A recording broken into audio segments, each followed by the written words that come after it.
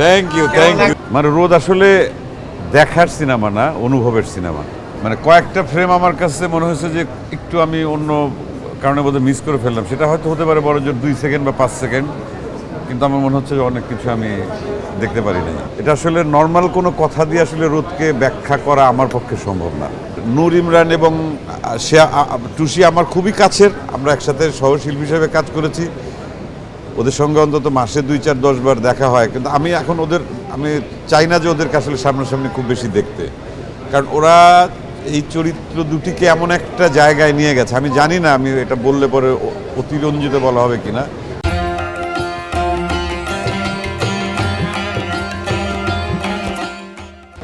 যে এই চরিত্রের বাইরে, এই দুইজনের বাইরে আমি আর কাউকে মানে কল্পনাও করতে পারি না।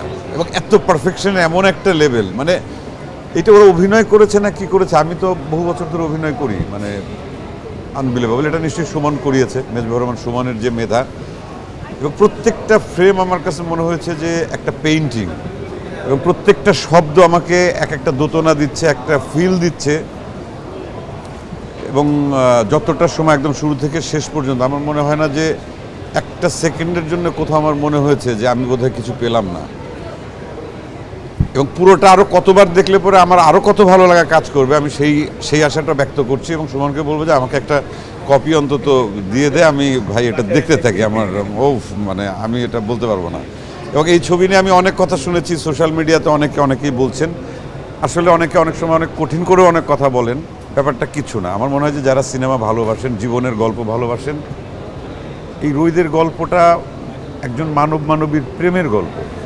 এবং সেই প্রেমের ভেতর কত মহৎ সময় পার হচ্ছে, কিভাবে মুহূর্তগুলো পার হচ্ছে।